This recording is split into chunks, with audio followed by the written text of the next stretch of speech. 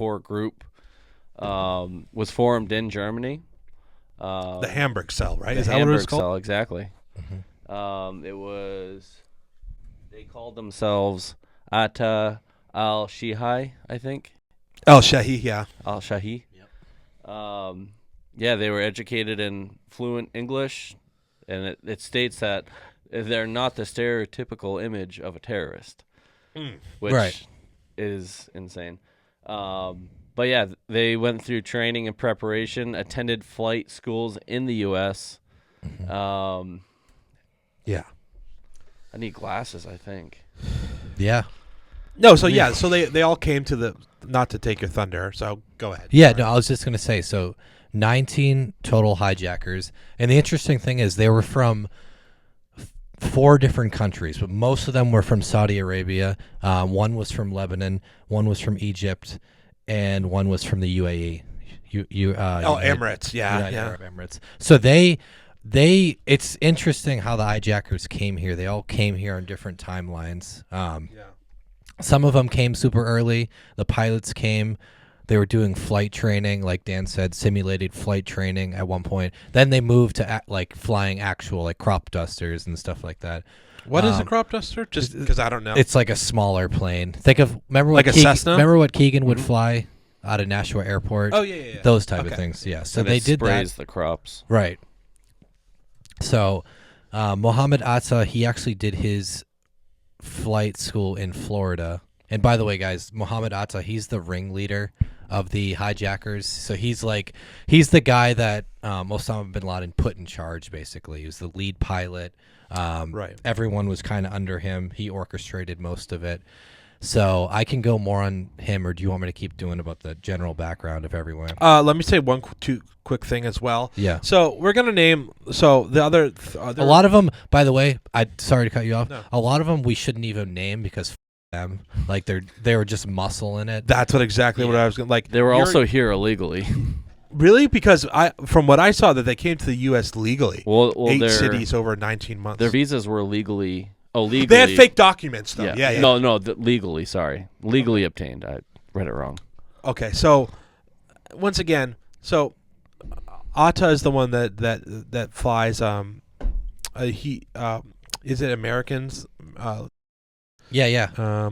American Airlines Flight 11. So he hits the North Tower. El Shahid drives or flies it into the South Tower. Hani Hanjour takes it into the Pentagon, and then Ziad Jarrah. So once again, F these people. We are not glorifying them at all. None of them, obviously their names will live in infamy, but it's even just weird. Just another little documentary I saw on the side. It's like Jarrah, like the guy who was flying 93. Like he was like a pretty normal. He was like a normal Muslim. Yeah. Like he would go out to like kind of like party in bars and all stuff. And he was texting his girlfriend like right before this, just some like chilling notes. And Oh yeah, dude. Yeah. And once again, these are all young guys. Like the average age of them was like 20. Yeah, Mohammed Atta was the oldest, and he was 33 at the time. Really? Yeah, so they were all very young. Yeah. Let me throw one more thing over to you guys that I found out. I thought was one of the more shocking stats or facts I found out about this. None of the so when I say 71 attackers, this is talking about from what was it 1993 to 2003. All of those different Al-Qaeda guys. None of the 71 attackers came from the 6 countries that our State Department labeled as like terrorist sponsoring states. Right. That's mind blowing, dude. Yeah. So other stats like KSM, that was the group. They proposed a plan to Bin Laden, and Bin Laden gave the green light around 1999 and 2000. Right. Yeah. So that was Khalid Sheikh Mohammed. So the Khalid, yeah. What else was I going to say?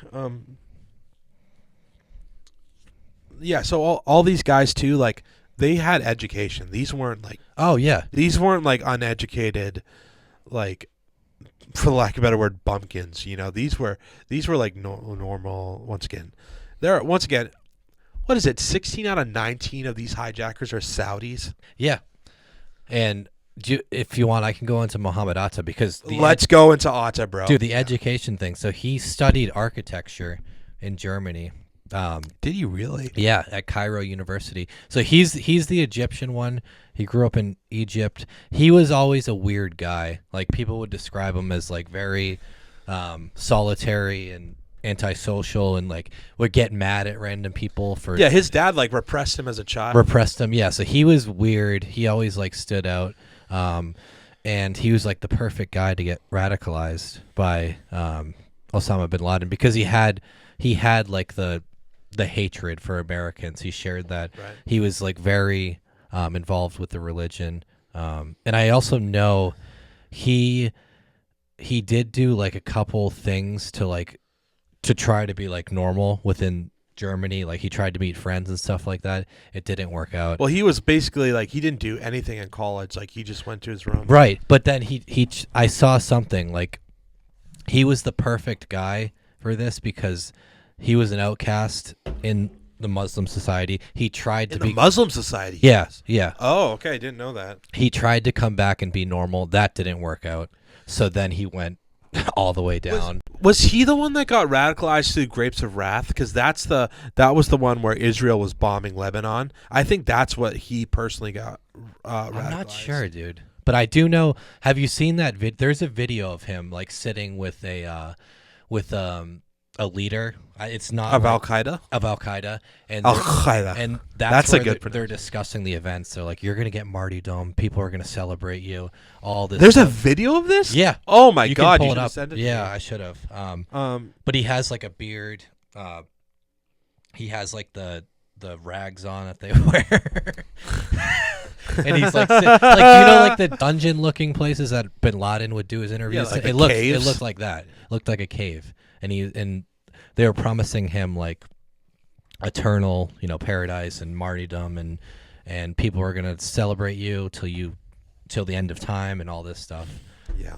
And I think this was maybe a year before the events too, but. Right, because he did it. He came to America and then like he lied about going back to visit because he was from Egypt and whatnot. Also, I guess his dad was a lawyer and his sisters were like doctors and professors. Yeah, and to think about it, like they had the hijackers, they had so much funding. They could get they could get passports, they could get flight tickets, they get expensive apartments they were renting while they were they here. expensive? Yes. Oh, we'll get to Omar al-Bayoumi soon. They were getting consistent money, wire transfers, to for basic necessities. But also, I saw something like the muscle hijackers. They all had gym memberships. Like before. Yeah, but also these guys were like they were short though. They were between like 5'5" and 5'9". Yeah, but not saying they weren't like because I mean when you go to an Al Qaeda training camp, you think they're gonna like make you be soft, right? No, dude, like it's just no. But I'm saying the preparation for this was freaking insane, dude.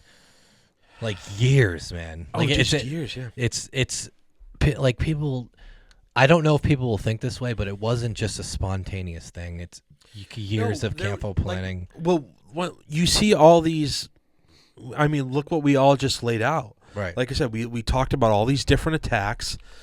We see like Americans getting attacked. Our intelligence agencies are going off the wire. But also, this is where I have a hard time when I look at Condoleezza Rice because I'm like, how responsible like. Not directly, of course, but like partially responsible to be like, because obviously, like in hindsight, it's 2020. It's easy to go sit in an armchair, sit on a podcast, and be like, "Oh, you guys you didn't take the threat seriously and whatever." But once again, is that quote that I just brought up a couple minutes ago? Condoleezza Rice is like, "We're describing, or we're having to talk about these threats every single day." Think about that. Like that gets exhausting. Yeah, it becomes numbing, right? Because you're like, which one's real and which one's not? Dude, think about like people like right now in America, they're slaving over stuff all the time. Probably it's like a boy that cried wolf on like a massive scale type situation, right? Clipping that. And I think other things too about like Atta, man, like in college too, like there were stories where he didn't bathe a lot. Like, oh yeah, he smelled terrible. This guy was like an absolute. Don't they all once though? again- No, just kidding. Just kidding, folks. Once again, please jump in, Dan, if you have any other things on Atta or some of the other guys. But, dude, like, he became like an extreme introvert. And basically, we use this word like incel, right? Like an involuntary celibate. And I think with Atta, too, like, when I hear this, it just gives you more of a perspective on just their mindset. But when he... Yeah, so no, I did have it written down. So he did become radicalized and did want to achieve specifically martyrdom after the IDF versus the Hezbollah in Grapes of Wrath. But this guy considered, like, Muhammad Atta, that is, he considered like women as bad as the Jews. That's like a quote from like some of the sources that I've been researching. The women in the U.S. or women in general.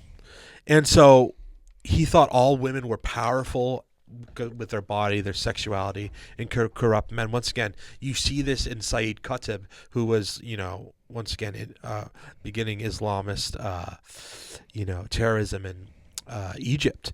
And he was so confused with his sexuality, man, in a way where, like, so I wrote this one thing down, which was just so appalling. Even when he was dead, he didn't want any women handling his body, and he didn't want any women visiting his grave. Yeah, he's disgusting. What the What? Yeah, and Excuse also, my French. Didn't his dad arranged a marriage for him, right? And he completely rejected it. Did he? Yeah. That makes sense. Yeah, completely rejected it. And like, jeez, bro. When he was living at school, his roommates would say like he was very dismissive of women. Like they would greet him and he would respond with silence. It's like, dude, if you get to that level, what are we doing, man? Yeah, like it just doesn't. It's so weird. It's so weird. It's so weird that that's like congratulated if you're like an extremist Muslim, because he was going to like he was going to like the most conservative mosques. He was doing the Islamic diet to the T. But once again, it's so interesting. I don't know if I highlighted this. I know we mentioned the Hamburg cell, but it's like, who would have thought that the 9/11 hijackers came from Germany? Everyone just assumes they came from like, they just came from the Middle East or whatever. No, dude, this was very planned. And once again, we talk about the Bajinka plot. That all happened. I don't know if I mentioned this. This was all supposed to be planned that was planned in the Philippines. So this is like all over the world stuff, man. Like really, all over the Middle East. Like, well, Bin Laden's network was huge. Yeah. It just like I don't just imagine being some of these intelligence guys, because once again, I've talked about this before in this podcast, but if you have one misstep, whether you're FBI, CIA, Secret Service, you can't have bad days. We look at like assassination attempts and even stuff like whether it's insurrections at the Capitol, all this stuff. Like, you can't have like bad days ever, and when you do, these bad days are days that live on in infamy. Yeah. And whatever. Literally. So, and by June 2003, just a couple months before, 3 out of the 4 pilots were already in the U.S. I think the last one that came. Oh, June 2001. You mean? You said 2003. Oh, sorry. 2001. Yeah. Actually, no, 2000. Actually, it was 2000 because they were here for 19 months. Right. To assimilate. Also, once again, these hijackers, they're working normal jobs. Right. Once again, Atta was going to Pizza Hut. Yeah, well, that was his last meal before the event. And that's apparently a really interesting part of the story, where he goes and flies out of Portland instead of Boston first. Yeah, and do you know the reason for that? He thought since he was going to a connecting flight, he would have less security to deal with through Logan, because he thought he could just like come from the other plane from Portland, just go directly on his flight. Not have to go through security again. Right. And an interesting thought. Obviously, I don't agree with this, or I don't agree with this, implicated narrative. But there's only 2 of them that were actually on camera of the 9/11 hijackers. Obviously, through the manifest, we all know who was there and whatever. But the only 2 people that were ever caught on camera, I think, was Atta and Abdulaziz, I think is his Yeah, name. yeah. I think there's also one maybe of Hani Hanjor, but like there was. That's true, dude. Because you only see pictures because they travel together. And you see him in Portland. You don't see him in Boston. Right. You see him on the Portland entering the airport. You see him in Pizza Hut, and then like a bank or something too. You see him. There's like a security camera. I could have sworn, I could be wrong on this. I forgot to look this up.